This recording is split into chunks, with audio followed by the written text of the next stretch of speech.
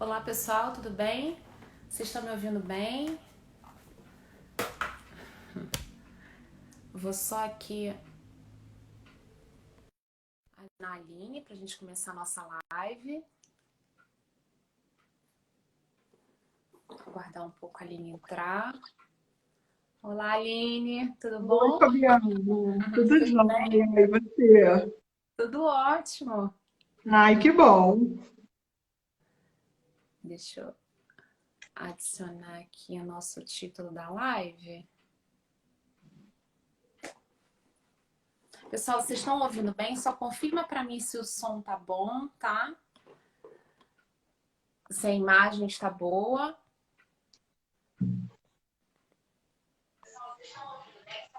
Chega mais pra cá. Tá bom? Se a imagem está boa.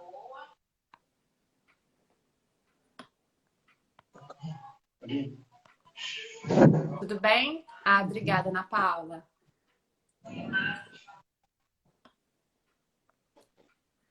Pessoal, vou falar um pouquinho da Aline, antes dela iniciar. A Aline é uma pedagoga que eu conheço há mais de 10 anos, né? Não sei se vocês lembram, desde a época do Orkut, né, Aline? Isso. A Aline era muito engajada nas comunidades de pedagogia, e foi assim que nós nos conhecemos, que ela tirava muitas dúvidas, né, das pessoas da área de pedagogia. Então, se vocês querem conhecer alguém referência na área de pedagogia, essa pessoa é a Aline, tá? Obrigada. Obrigada, Fabi. Pronto.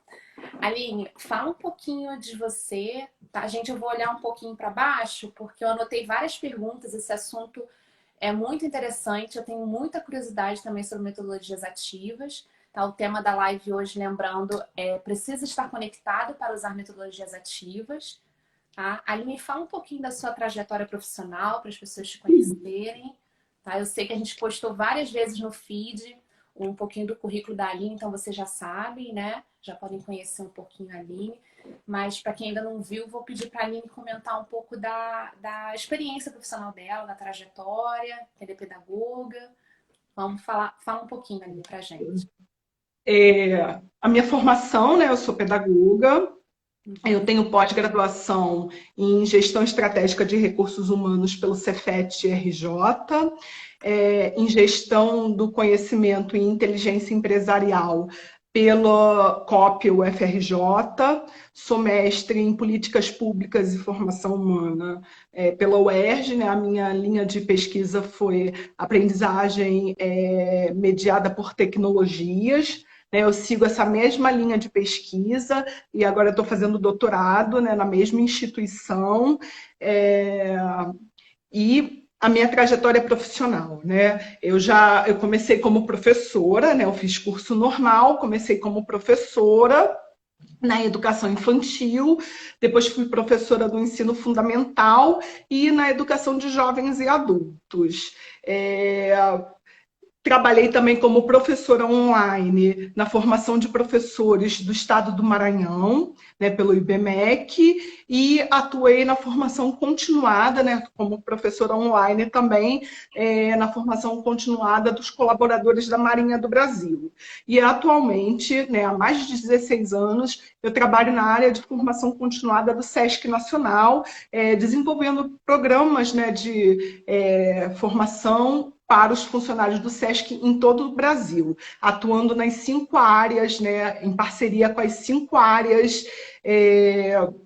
do SESC, as 5 áreas finalísticas: educação, saúde, lazer, cultura e assistência. Obrigada, Aline. A experiência da Aline é muito boa. Pessoal que está chegando agora, boa noite. Obrigada pela participação de todos. Aline, conta um pouco para a gente da sua pesquisa de doutorado. Né? Eu sei que a sua pesquisa ela envolve o tema de metodologias ativas Isso. e você está fazendo uma área, uma região do Brasil também muito interessante, né, para trabalhar com metodologias ativas. Conta um pouquinho para a gente sobre essa pesquisa.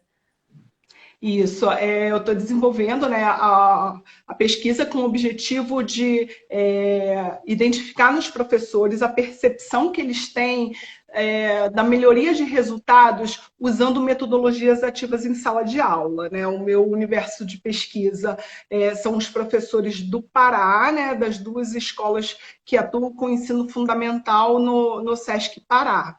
Né? É um trabalho que está em andamento, né? Eu realizei a primeira fase da pesquisa, iria realizar a segunda agora, mas né, por conta do momento que nós estamos vivendo, então a gente vai ter que replanejar essa parte da pesquisa de campo, né, talvez para fazer ano que vem, junto com o ano da defesa, enfim, mas é um trabalho que está sendo bastante gratificante, né, e é um tema bastante atual, né, que a gente espera contribuir bastante com os educadores, né, como uma fonte de pesquisa para quem quer aprofundar os conhecimentos nessa área.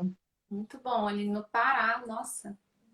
No Pará. Bom, No Pará, no Sudeste já tem muita gente pesquisando. A gente tem que conhecer outras realidades, né, trazer, que é Brasil também, né? E assim, a pandemia ela nos evidenciou muita coisa, né? Ela mostrou que nem todo mundo tem acesso à internet. Isso no Rio de Janeiro, né?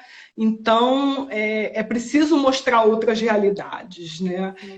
Mostrar que todo mundo tem um celular, tem acesso à internet, tem acesso à informação. Não é bem assim, né? Muita gente tem o celular, realmente, mas às vezes ela não consegue fazer uma pesquisa, porque o pacote de dados dela só permite acesso a Instagram, Facebook e WhatsApp. Então, né, se o professor pede para ir além, fazer uma pesquisa, né, no próprio celular, ele não consegue avançar. é muito bom você estar mostrando para a gente essa região também, o quanto que a gente pode aprofundar conhecimento sobre isso, né? Muito bom, Aline. Exatamente, é uma região que faz um trabalho maravilhoso. Parabéns pela sua pesquisa. Muito bom. Obrigada. E começando então o assunto da nossa live, explica um pouco para a gente o que são metodologias ativas. A gente já até postou algumas coisas aqui no nosso perfil, nós postamos no feed, temos até um vídeo no YouTube fazendo uma introdução sobre metodologias ativas e a gente queria ouvir de você, né, que, na sua área, né, na sua pesquisa, o que são metodologias ativas realmente. Explica um pouco para a gente. Bom, antes de definir o que são metodologias ativas, é preciso trazer uma breve contextualização da educação, né, do que a gente entende por educação. Toda forma de ensinar revela uma determinada concepção que nós temos de ser humano. Ou seja, de acordo com o que eu acho que a pessoa é, como ela pensa, que os seres humanos constroem o conhecimento, eu vou ensinar para eles, né? Então, trazendo uma concepção tradicional de ensino, né, John Locke, lá no século XVII, se eu acredito que o ser humano é uma folha de papel em branco, né, um balde vazio, eu vou organizar a escola dessa maneira, né? Eu vou depositar conteúdo nele, para quê? Para encher esse balde de conteúdo. É o que o Paulo Freire chama de educação bancária, né? Em cima desse pensamento que a escola foi organizada, né, em fileiras, com uma dinâmica de comunicação de um emissor para vários receptores que anotam passivamente o que esse emissor fala, né, leem, né, o que no quadro muitas vezes é colocado, né, e eles aprendem, entre aspas, né, esse aprendem entre aspas, por repetição, né, até lembrando, quando a gente estuda para o concurso, né? A gente decora aquilo. Aí, quando entra, né, para o tão sonhado concurso, tudo aquilo que a gente decorou, a gente esquece. Por quê? Porque não tem significado, né? Não foi uma aprendizagem significativa, foi uma aprendizagem necessária ali para passar na prova, né? E esse conhecimento depois ele é descartado. Embora esse modelo tradicional não esteja trazendo bons resultados, muitas escolas ainda adotam esse modelo, né? Entretanto, é preciso adequar... Infelizmente, não somente as políticas públicas relacionadas à educação, mas a maneira de ensinar e aprender nas escolas para que esteja em consonância com a dinâmica da atual sociedade. Que dinâmica é essa, né? A velocidade com que produz-se conhecimento, com que circulam informações na internet, nas redes sociais, né? O advento da tecnologia mudou a nossa concepção de tempo e espaço, né? Agora a gente procura a informação que quer na internet, pode abrir várias janelas, pesquisar várias coisas ao mesmo tempo, quebrando um pouco dessa lógica de emissor e receptor, né?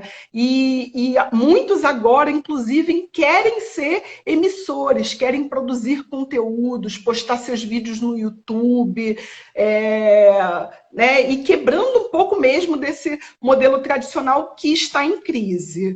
Né? Então, o advento das tecnologias digitais puseram as metodologias ativas muito em voga, né? Elas voltaram com tudo, mas não necessariamente precisa dispor das tecnologias digitais para apoiá-las, aplicá-las, né? Eu estou frisando muito tecnologias digitais, por quê? Porque, por exemplo, o papel é uma tecnologia, mas não é uma tecnologia digital. Né? Então, a gente não precisa estar conectado, não precisa estar plugado na rede para usar metodologias ativas, e nós vamos ver isso no decorrer da nossa conversa. Né? Mas o que são metodologias ativas? São atividades pedagógicas que visam tornar a aula mais dinâmica, né? Com foco maior na aprendizagem do aluno. Então,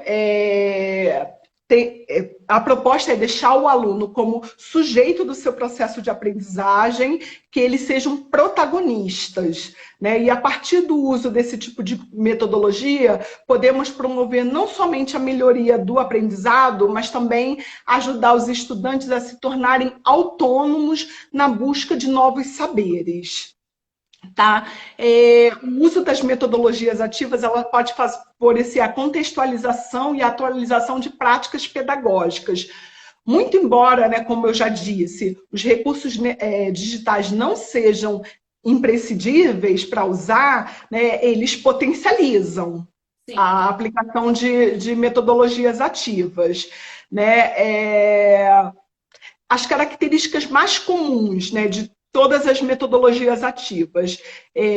Observação da realidade, estimulam o protagonismo do estudante, ampliam condições de aprendizagem, né, buscam aprendizagem significativa, desenvolvem a autonomia dos estudantes, usam a problematização como estratégia, hipóteses de solução de problemas, teorização, né, e a realização entre a teoria e a prática, né, nessa dialética. E, Aline, me explica um pouquinho essa parte que você falou do protagonismo do aluno, porque hoje a gente vê muitos professores até assustados com esse protagonismo do aluno, que eles acham que quando entrar o protagonismo do aluno, eles vão sair de cena. E a metodologia ativa não é isso. Né? É o protagonismo do aluno com o professor orientando. Fala mais um pouquinho, assim, fala um pouco sobre isso. Então, é mesmo a quebra desse papel de emissor, um emissor para muitos receptores. Né? O professor ele vai planejar as atividades junto com os alunos, né? Ele vai propor que os alunos participem ativamente desse processo de aprendizagem e ele vai mediar esse processo. Então, assim, as metodologias ativas, elas têm uma intencionalidade pedagógica, e essa intencionalidade pedagógica, quem define é o professor, no seu plano de aula. Né? O que ele vai fazer, dando protagonismo para o aluno, é deixar a aula mais dinâmica. Né? Ele não vai perder a função dele, ele só vai tornar a aula mais prazerosa. E ele precisa usar a metodologia ativa o tempo todo? Não precisa usar a metodologia ativa o tempo inteiro. Ele né? pode favorecer a aprendizagem, essa metodologia ativa? Então, vão ter momentos que o professor ele vai precisar da aula expositiva, né? Ela continua sendo necessária, mas é quebrar essa lógica de que só tem aula expositiva, né? Então ele vai mesclar metodologias para tornar esse aprendizado mais dinâmico, né? Então ele vai trazer uma aprendizagem mais lúdica, né, que faça parte desse processo de aprendizagem, né? Alguns pensam assim, eu vou aplicar um jogo, mas eu não vou dizer para o meu aluno que é um jogo, eu vou enganar ele, né? Estou enganando que ele está aprendendo. Não faça isso. Eu acho que tem que ficar claro, né? Tudo tem que ficar claro. Olha, nós vamos aplicar um jogo que tem um objetivo X, né? A gente precisa pegar Y, depois vocês vão, né, deixar claro qual é o papel de cada aluno nesse jogo, né? Porque senão se perde, né? Se o professor não tiver claro quais são os objetivos de aprendizagem que ele tem, isso se perde. Sim, perfeito, Aline. E uma outra coisa, metodologias ativas é uma novidade? É um conceito novo? De jeito nenhum. E quais seriam os autores que muitas pessoas já conhecem, né, que são os autores clássicos aí de educação e que a gente não faz essa conexão com metodologia ativa, né? Quais seriam esses autores? Então, há muito tempo aplica-se metodologias ativas em sala de aula, mas não se usa esse nome, né? E como eu já disse, o assunto voltou com tudo com o advento das tecnologias, né, digitais. Entretanto, a diversidade de realidades, né, do nosso enorme Brasil faz com que nem todos tenham acesso democrático à internet, né? Mais uma vez, como eu disse, a gente já viu isso, está vivenciando isso, né? Então, é necessário usar em sala de aula tecnologias não digitais. A gente aproveita o que a gente tem, né?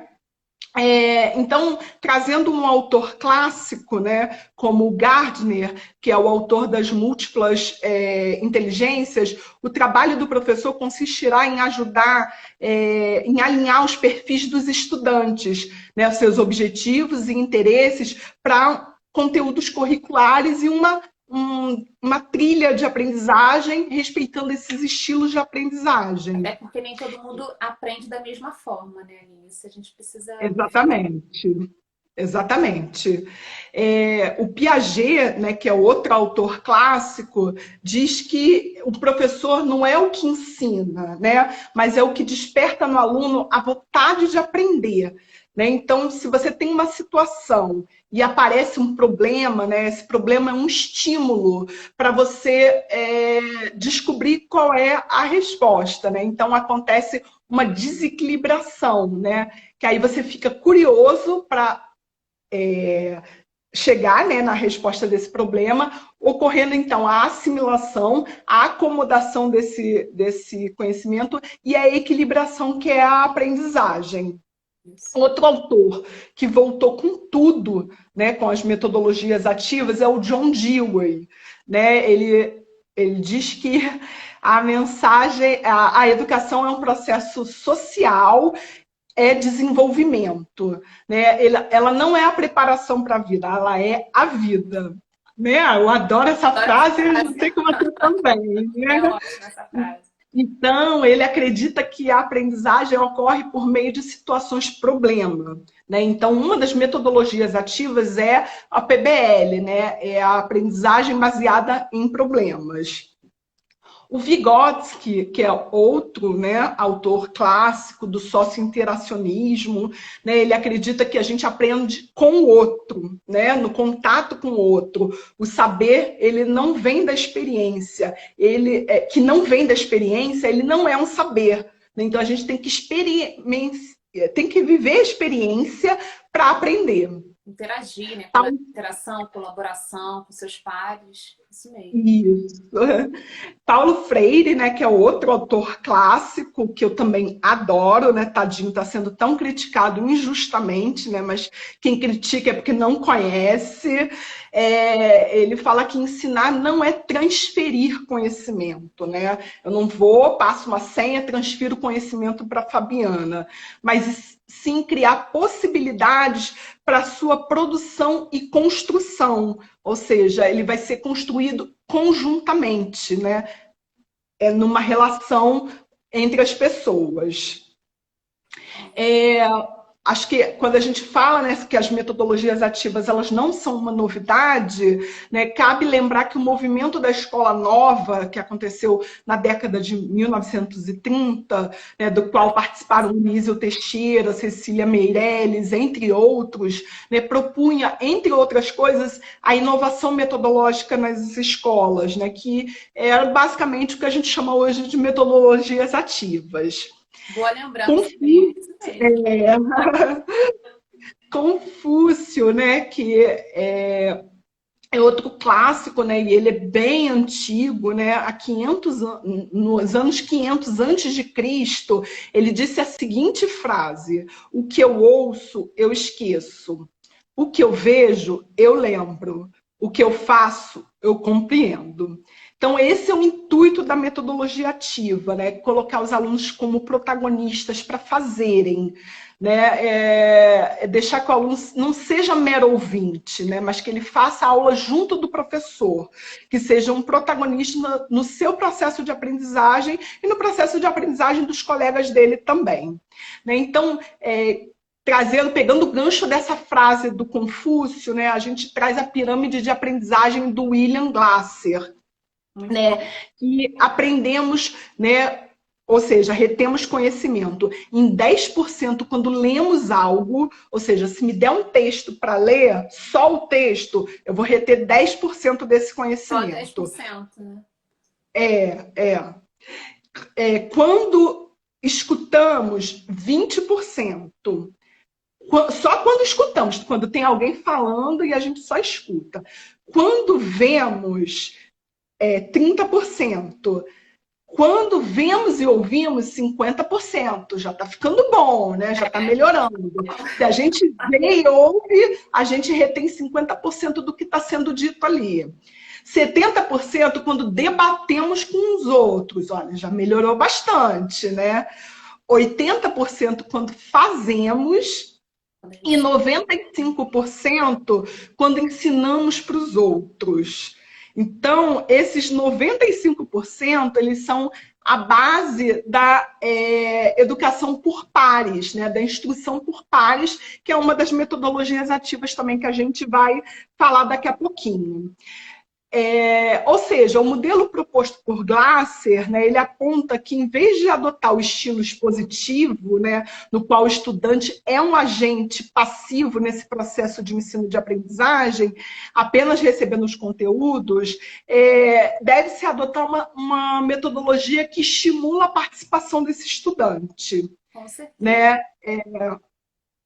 E, Aline, só te interromper um pouquinho, deixar o pessoal, se vocês têm alguma pergunta, podem deixar aí nos comentários, tá? Que a Aline tá dando uma aula aqui pra gente, tá aprendendo muito com ela.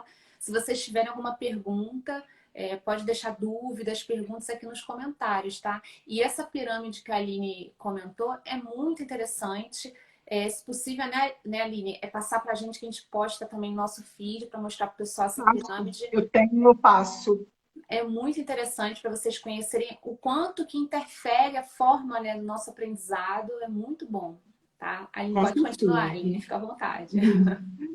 Não, aí é isso, né? E assim, acho que a gente tem algumas metodologias ativas que são mais conhecidas, né? Mas nada impede, são muitas, tem muitas metodologias ativas, algumas não têm nome, né? Não foram batizadas, mas o professor está lá na sala de aula, está fazendo, né? E a prática docente ela tem que ser muito valorizada. Os professores são maravilhosos, fazem coisas maravilhosas, né? E a gente precisa compartilhar essa prática para uns aprenderem com os outros, né?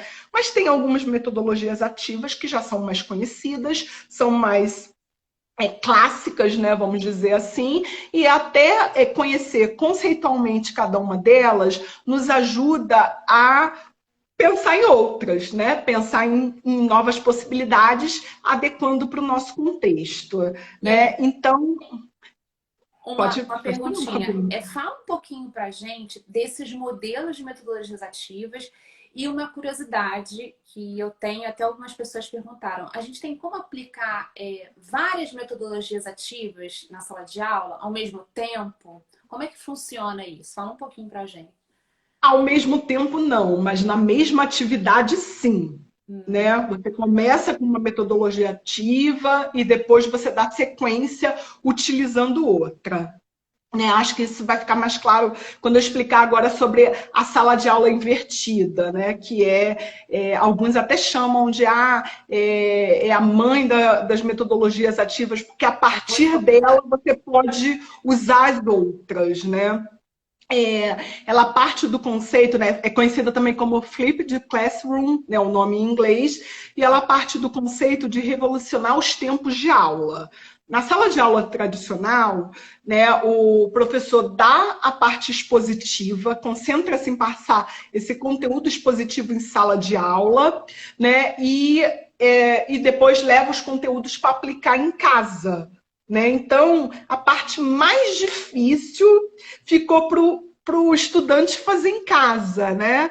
É, a sala de aula invertida ela quer inverter essa ordem, ou seja, o aluno vai levar o conteúdo para casa, né? Vai estudar a parte antes da aula, ele vai estudar a parte teórica em casa, que ele pode estudar por um texto. Quem não tem internet, quem não tem tecnologia, pode usar, né, o texto. O texto ele continua útil, vivo dentro, né, dentro da sala de aula, nada morreu, né? E é citar isso, Oi? Aline, é muito importante você citar isso, que muitas pessoas pensam que a sala de aula invertida precisa da tecnologia, né? Tecnologia digital, no caso. Mas a Não gente pode precisa. trabalhar com texto. Muito bom Não você precisa. citar isso. Potencializa, né? A tecnologia ela potencializa, Sim. mas não é porque eu não tenho acesso fácil à tecnologia que eu vou deixar de dar uma aula dinâmica para os meus estudantes. Não, né? Então, eu posso pedir para ele ler um texto, eu posso pedir para ele assistir um vídeo, né, que pode ser um vídeo que já está disponível na rede, ou um Bom, vídeo que o próprio professor gravou, né, para ele ter acesso ao conteúdo. Ele vai estudar esse material em casa e já vai chegar na aula com as dúvidas. Né? Então, o tempo de aula ele pode ser dedicado para o esclarecimento de dúvidas ou para as atividades práticas. Então, o estudante ele vai estar com o professor, né, ali disponível para ajudar na parte mais difícil, que é a compreensão do conteúdo, né, e não a leitura. Né? A leitura ele pode fazer em casa, usando essa metodologia. E aí a gente pode aliar outra metodologia, por exemplo, a gente pode usar o PBL, né? Que aí, a partir do que ele leu, levantar situações problema, né? Ou fazer, por exemplo, um desafio, pedir para ele fazer um estudo de caso, um game, que é uma outra metodologia ativa, fazer uma dinâmica. a Aline só fala o significado da sigla PBL, que teve gente que entrou depois, para você Tá. explicar o que que é. Então, PBL é a abreviação de aprendizagem baseada em problemas, né? Problem Based Learning, que é a sigla em inglês, tá? A gente vai falar dela daqui a pouquinho. Ótimo. Aline, Aí, A não, Ana e Paula assim, perguntou, oi? a Ana Paula que perguntou, pode citar algumas metodologias ativas? Na educação infantil usamos muito a rotação por estações. A Aline vai falar um pouco da rotação por estações, tá, Sim, Ana sim. Paula? Vai Pode, explicar um pouquinho. pode usar, sim, a rotação por estações, né, na educação infantil. Assim, a educação infantil, ela já tem uma aprendizagem mais lúdica, né? Porque não tem mesmo a questão do brincar, né, na infância, que deve ser valorizado, né? Por mais que os pais façam pressão de que, eu quero apostila para minha criança né, para o meu filho de 3 3 anos, né, a gente entende que não é o momento, e tem uma aprendizagem mais lúdica. A gente começa a ter uma preocupação maior, né, no ensino fundamental, que tem essa ruptura, que é quando começam os conteúdos. Aí sai daquela aprendizagem tão bacana, que é na educação infantil, e o estudante fica preso, né, a conteúdos, né, e nessa obrigação de ter que estudar, né, e já pensando no Enem, né, na decoreba, e a gente tenta um pouco quebrar isso, né? Mas aí, ainda falando de sala de aula invertida, quem nunca, né, na época de estudante, leu um texto em casa e depois apresentou num seminário para o restante da turma? Né? Isso é sala de um tipo de sala de aula invertida. Uma outra possibilidade, e que não precisa de tecnologia digital.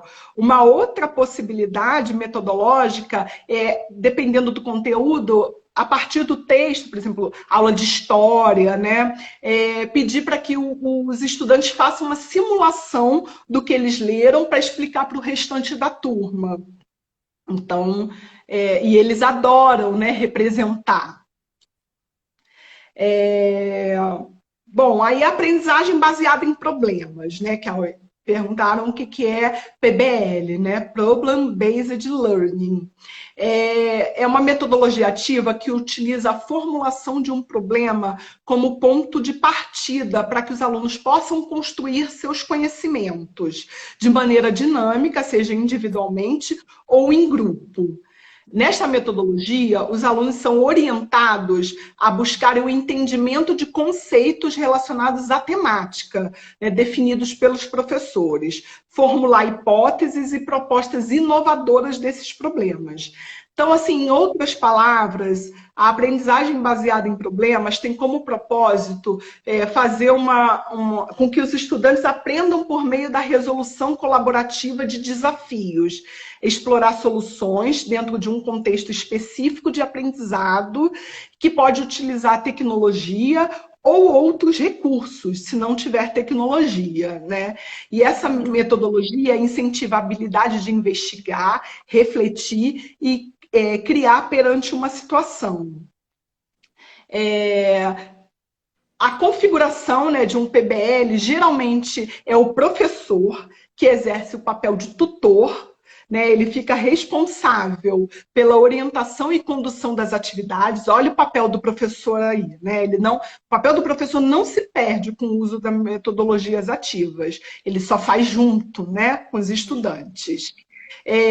Um aluno exerce o papel de coordenador, né, cabendo-lhe a liderança do grupo que o foco seja mantido na realização de atividades e controle do trabalho, né, do tempo do trabalho, assegurando a conclusão das tarefas. Olha a gente dando responsabilidades, né, para o estudante e que ele vai levar essas competências para o resto da vida dele. Né? Quantas vezes a gente não faz essas atividades no contexto de trabalho? Sim. Tem um outro papel, né, importante no PBL, que é o papel do secretário, né, que também é exercido por um aluno, que tem a função de otimizar as discussões, evitando perda de tempo, e também ele é responsável por elaborar relatórios do controle e andamento das atividades. Né? Também uma outra competência que ele vai levar, né, para onde ele for.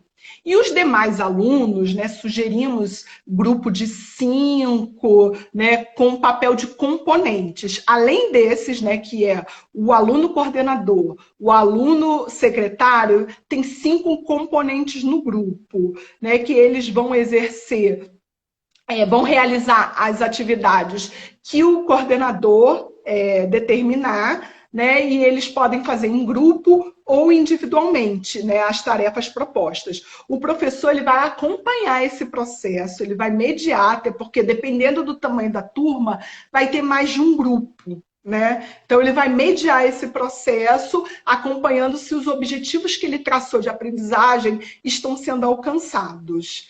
E né? esses Então, papéis Pode Esses falar. papéis de secretário, coordenador, os próprios alunos que definem essa função, eles que escolhem ou é o professor? Então, eles escolhem. O ideal é que eles escolham, né, que a própria turma vá determinando quem tem mais habilidade para um papel. Né? Eles já identificam quem é o líder, né, daquele grupo. Isso naturalmente acontece, né? Acontece com E nós a partir adultos de e que idade a acontece gente com eles pode trabalhar também. assim, Aline, com PBL? Então, a gente recomenda essa atividade no ensino fundamental, né? Eu entendo, dependendo da complexidade da atividade proposta, né? Segundo, terceiro ano já dá para trabalhar com PBL, né? E aí, à medida que eles forem mais velhos, a gente pode ir aumentando a complexidade. Né? E o PBL ele tem algumas etapas, né? Que é a observação da realidade, né? A construção de um cenário problemático, né? Algo que estimule os alunos a buscarem essas respostas, a buscarem esses conhecimentos. Uhum. Então, o professor ele pode trazer questões disparadoras para isso, como reportagens, vídeos, apresentações, artigos, entre outros, Nossa, né? muito interessante, Aline. Lembrando que sempre tem que estar ligado aos objetivos de Com aprendizagem, certeza. tá? Qualquer metodologia ativa, ela tem uma intencionalidade pedagógica. Pontos-chave, né, é uma outra etapa do PBL, né, que a partir da apresentação do cenário são identificadas questões-problema a serem solucionadas. Né? Então, eles formam um grupo e, com a ajuda do professor, eles vão elaborar essas questões-problema, que depois eles vão buscar essas respostas.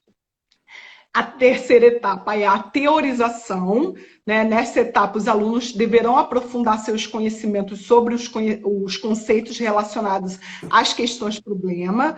Eles farão investigações de forma individual ou em grupo, né? Dependendo do que for recomendado, para obterem os conhecimentos necessários para a solução desses problemas, né? Que foram definidos lá na primeira etapa, né? Na observação da realidade. A outra etapa são hipóteses de solução e aplicação da realidade, né? Então, o grupo deve apresentar as propostas de solução dos problemas ou a razão que justifique a ausência de uma solução, que eles podem também achar que não tem solução para aquele problema, né? Então, nessa etapa, o professor deve, junto com os alunos, né, ver quais são as descobertas e ir orientando a aprendizagem de acordo com os objetivos que ele traçou. Perfeito. Tá? É, pode falar. Eu queria que você falasse um pouco, Aline, da rotação por estações. Tá? Tá Explicar um bom. pouquinho para o pessoal esse modelo de metodologia ativa. Então, para falar de rotação por estações, precisamos primeiro falar de ensino híbrido, né? Que é a metodologia que combina o aprendizado online com o offline. Né? Então, ela é uma metodologia, a rotação por estações é uma metodologia que combina essas duas formas essas duas modalidades, né? Online e offline, e que esses modelos se mesclam. Né? Então, alguns falam de aprendizagem blended, né? que em inglês quer dizer misturar. Né? Então, tem momentos que o aluno estuda sozinho, de maneira virtual, ou com outros, e que a aprendizagem ocorre de forma presencial, valorizando a interação entre os pares. Né? Então, o que é a rotação por estação? Por estações. Ela consiste em criar uma espécie de circuito dentro da sala de aula, né? Em que cada uma das estações deve propor uma atividade diferente sobre um mesmo tema central, ou seja, formas diferentes de ver um conteúdo. O que é legal com isso? Né? Que as pessoas têm estilos de aprendizagem diferentes. Então, você vai contemplar, né, esses estilos diferentes, privilegiando a aprendizagem dos estudantes. Muito Tá? interessante. E cada estudante deve fazer pelo menos uma parada, né, nas estações. Essas paradas recomenda-se que tenha pelo menos 15 minutos. Tá? Então, o tempo mínimo da atividade sugere-se 45 minutos, né, com 15 minutos em cada uma das 3 estações, que é o mínimo, né, mas pode fazer com mais também, se quiser, tá? Mas geralmente é o tempo da aula, né, 45, 50 minutos. Eles obrigatoriamente têm que passar por cada uma delas, e uma delas tem que ter tecnologia digital. Tá? Então, essa é a diferença da rotação por estações das outras metodologias. Tá? Ótimo, perfeito, Aline. Assim, a gente tem outras possibilidades, por exemplo, comunidades de prática, né, que são grupos virtuais ou não, né, podem ser grupos presenciais, que se reúnem para estudar determinados assuntos ou trocar experiências. Aí é interessante, na escola, por exemplo, juntar alunos de turmas diferentes, alunos mais velhos com os mais novos, né, para que debatam sobre temas que eles têm interesse. Né?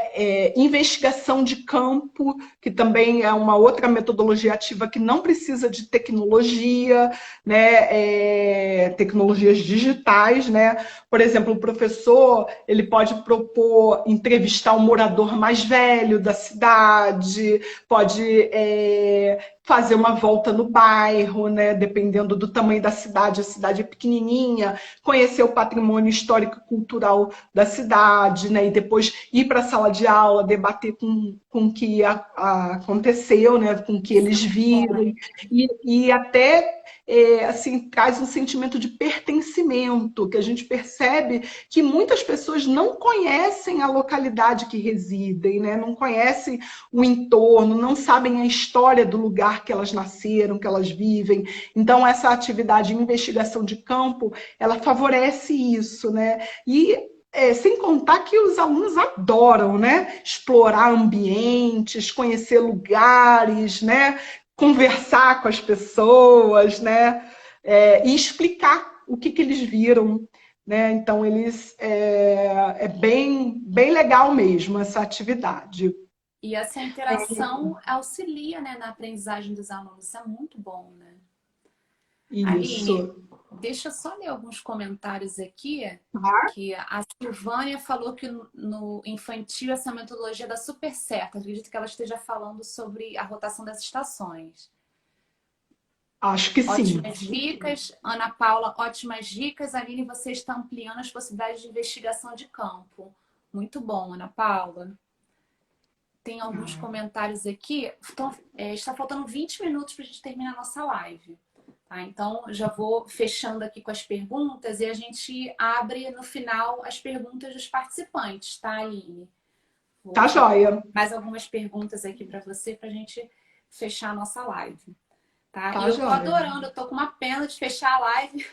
Você tá com muita coisa interessante, tô aprendendo muito. Não, esse assunto é bem amplo, ele é bem atual, né? Assim, tem uma outra metodologia ativa, enquanto as perguntas estão chegando, né? Que é a instrução por pares, né? Que um aluno ensina para o outro, né? Lembra que a gente viu lá na pirâmide do conhecimento do William Glasser, né? Que a gente aprende 95% quando ensina para o outro. Então, é uma metodologia que permite, né, que o aluno explique para o colega o que ele entendeu. A gente pode usar também alunos mais novos com alunos mais velhos, né? Os mais velhos adoram ensinar para os mais novos, é uma outra possibilidade de aplicar essa metodologia. Qual o nome desse modelo, Aline, que você falou agora? Não entendi. O nome desse modelo de metodologia ativa? Instrução por pares. Instrução por pares. Peer instruction, né, é o nome em inglês, né? A maioria tem a tradução em inglês, né? Então, você colocar 2 alunos, né, para eles debaterem determinados conteúdos, né? Podem ser da mesma turma ou pode ser o mais velho ensinando para o mais novo.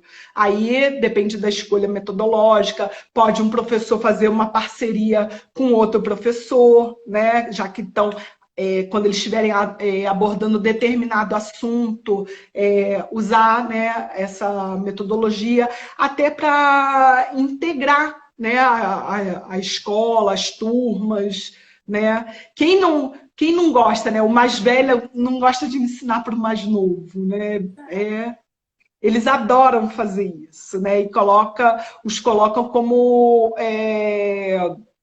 uma posição mesmo de protagonista, né? É, E quanto mais tem a gente outras. ensina, mais a gente aprende, né, Aline? Isso que é muito bom. Exatamente, exatamente. Se eu falo sobre aquilo, eu estou aprendendo, né? Eu estou aprendendo aqui com vocês, né? Com Nós certeza. A gente, também. aí quando ensina, a gente aprende muito mais, né, do que quem tá aprendendo, né? O professor tá sempre nesse papel aí de aprendente, né? E temos outras, né? Metodologias ativas, a cultura maker, né? Que é a aprendizagem mão na massa, né? Que é o faça você mesmo. Tem uma série de possibilidades, né? Desde da high-tech, né? Impressora 3D, mas poucas escolas têm isso. A gente pode usar sucata, papelão, né, para construir com eles, né, alguns experimentos, né, sempre com uma atividade orientada. Ah, não tenho sucata, né, não tenho nada na escola, pede para os pais levarem. Né, os pais podem ser super parceiros, né? Às vezes tem pais que são carpinteiros, podem dar pedaços de madeira, né? E com essa madeira a gente fazer construções com os alunos, né? Pais mãe costureira pode dar retalho, né? E a gente, né? Papelão, rolinho de papel higiênico, e aí a imaginação do professor é enorme, dos alunos maior ainda, E né? essa Para troca com os pais construir. também é muito boa, né? Isso é muito... Excelente, excelente. E é legal explicar para os pais a intencionalidade, né? Ah, não é recortar e colar.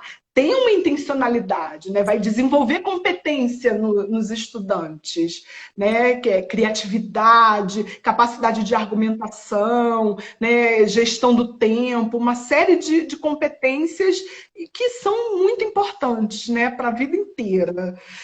Outra metodologia ativa que a gente pode fazer online ou offline, né, dependendo do que a gente dispõe, é a gamificação. Né? Muitos confundem gamificação com jogos, com games. São coisas diferentes. Na gamificação, você vai trazer elementos dos jogos, mas você necessariamente não vai jogar. Não tem no jogo ele tem um vencedor e um perdedor. Na gamificação, não. Né? Você vai dar emblema, você vai dar estímulos para que ele se sinta engajado a continuar realizando a atividade que você propôs, tá? Então, na gamificação, o mais importante é essa dinâmica, essa interação. Enquanto no jogo existe Exatamente. um perdedor e um vencedor, seria isso? Isso, exatamente. E você pode fazer os emblemas, né, com papel, pode fazer um quadro, né, com as conquistas de cada um sem a competição, né? A gamificação não tem o aspecto competitivo. Ou então, se a escola usa o ambiente virtual de aprendizagem no ensino presencial, você também pode configurar o ambiente virtual para ir dando emblemas, né, para ir dando estímulos para os alunos continuarem, né, se engajarem nas atividades propostas. Tá? Os jogos também podem ser online ou offline, então você pode fazer gincanas, batalhas, né? Ou então online, né? O Kahoot, que é um jogo que faz super sucesso, né? Que ele tem um tempo, né? Então cada um pode jogar no seu celular, né? E ele ranqueia, né? Quem responde certo e mais rápido, né? E eles adoram, né? Quem não quer ficar em primeiro, né? O ser humano gosta de competir, né? E assim, um outro recurso também que a gente pode usar, né? em escolas que são super online ou escolas não tanto, né, ou que não são, é a gravação de vídeos utilizando o próprio celular dos alunos. Né? Eles adoram isso. Você pode criar um roteiro, pedir para que eles, em grupo, desenvolvam esse roteiro em forma de vídeo, né? E apresentem para a turma. Eles fazem isso, olha, brincando, né? Facilidade, né? Com uma facilidade incrível. E eles têm vários aplicativos de edição de vídeos gratuitos, né, que também a gente pode... Eles já conhecem, tá? Mas caso o professor queira fazer o seu vídeo para mostrar para os estudantes, né, ele pode usar, tem vários aplicativos gratuitos, né, que você consegue editar, né, um vídeo que você gravou. Aline, a gente já está chegando no finalzinho da nossa live, faltam 10 E falta minutos. quanto tempo? Ai, E eu hora vou fechar com boa, uma segura pergunta. esse relógio aí. Pois é, eu vou fechar com uma pergunta aqui que eu acho bem importante, até para a gente falar um pouco desse cenário que nós estamos vivendo, né? Que muitos profissionais, né, professores, tiveram que atuar com o ensino remoto, né, o ensino emergencial que a gente vivencia hoje, que é o ensino à distância, né? Então, muitos não estavam preparados para lidar com isso. E qual o legado que você acha que o professor leva desse momento, né, que nós estamos vivendo para o pós-pandemia, né? Depois que passar isso tudo e os professores voltarem para o presencial, o que eles podem levar, né, desse momento agora que nós estamos vivendo de tecnologias, de aulas à distância? Depois disso, o que eles podem levar para o presencial? Até buscando esse assunto que nós estamos falando agora, que são metodologias ativas. O que você acha? Então, a primeira é a reflexão de que a escola não pode ser a mesma, né? Algo precisa mudar, Exatamente. né? Então, levar as tecnologias para a sala de aula, né? E assim, o professor, ele usa tecnologias, não é verdade, né? Quando ele diz, o professor não sabe usar tecnologia. Ele sabe, ele usa o Instagram, ele usa o banco, né? Ele usa o Facebook, o WhatsApp, ele sabe. Só que na formação docente dele, ele não teve uma formação orientada para isso e que desse significado para o uso de tecnologias em sala de aula. Né? Então, só que com o cenário da pandemia, a gente meio, né, que se viu obrigado a se virar, né? Todo mundo meio que aprendeu, né? Houve alguns erros, né? Mas houve muitos acertos também. Tem muita coisa legal acontecendo, né? Então, eu acho que não pode voltar às aulas presenciais, vamos voltar como era antes. Isso não deve acontecer, né? A gente sugere que tenha pelo menos uma reflexão, né, do que ele pode mudar na prática pedagógica, trazendo o protagonismo dos estudantes, né, incorporando o uso de metodologias ativas, né, metodologias que deem protagonismo no processo de ensino e aprendizagem para o estudante, e, se possível, inserir o uso de tecnologias também, né, na prática cotidiana. Né? A gente já viu que dá para fazer. Né? E foi o mais difícil o professor fez, e fez muito bem, né, nessa fase né, de isolamento social. Né? Então, nem todo mundo tem aparatos, né, como o Wi-Fi disponível. Então, a sugestão é use o que tem. Use os recursos que você tem. Se você só tem o papel, use o papel, mas coloca o aluno para pensar junto com você de como tornar essa aula mais dinâmica. Né? Criatividade não falta no professor. Né? O professor sabe fazer, ele é criativo. Eu sugiro que se aprofunde um pouco, né, na leitura, né, desses assuntos, para ter um arcabouço teórico que sustente a prática, né? Toda a prática ela é sustentada por uma teoria. A gente já viu, né, na formação básica, mas a formação continuada do professor, ela é fundamental, né, para preparar para esses novos desafios, né, que a cada dia são maiores. Né? E os nossos alunos eles estão pedindo isso, né? Tem casos, por exemplo, de que o aluno chega em casa e ele não quer fazer o dever de casa, né? Aquela parte dos exercícios práticos, ele não quer fazer porque ele quer ficar no WhatsApp. O WhatsApp é mais atrativo, né? Então, pensar em formas de como engajar esse aluno, né, nas atividades propostas para o professor, tanto em aula quanto em sala de aula, né? Então, usar sucata, colocar a mão na massa, usar o celular dos alunos, né? Cada um usando o que tem. É isso mesmo, Aline. Obrigada pela participação. Estou preocupada aqui do Instagram fechar, gente. Porque ele tem essa questão de 1 hora, né? Faltam 5 minutinhos. Adorei sua participação, assim, muito conteúdo, aprendi muito. Tenho certeza que os participantes também aprenderam muito. Quem tiver alguma dúvida, tiver algum comentário, quiser mandar para a Aline, pode nos mandar um e-mail, tá? Mandar uma mensagem para a gente. Lá no nosso perfil tem como vocês clicarem e mandarem direto um e-mail para a gente. A gente lê todos os e-mails e manda as perguntas diretamente para a Aline também. Quero agradecer a todo mundo que participou. Tá? Muito obrigada. Nesse mês de julho, você já sabe que nós estamos fazendo uma live toda quinta-feira, às 7 horas da noite. Na próxima quinta-feira a gente tem uma outra live e está sendo muito, muito interessante. E eu estou muito feliz com a sua participação, Aline. Eu aprendi muito aqui. Muito feliz. Obrigada. Eu agradeço pelo convite e desejo todo sucesso para vocês, gente. Obrigada. A Fabiana, junto com a Ana, que é outra pedagoga parceira dela, elas estão com um projeto de disponibilizar conteúdo gratuito para os professores. Olha que nobre, né, isso delas. Então, gente, sigam elas nas redes sociais, que elas são pedagogas de valor. Obrigada, Aline. E você também, é uma pedagoga de referência para mim. Muito obrigada. E agradeço o seu tempo, né, por estar aqui conosco. Muito obrigada. Tá? E muito obrigada, pessoal. Até a próxima live. Até. Tchau. Grande beijo, Aline. Tchau, tchau. Beijo. Tchau.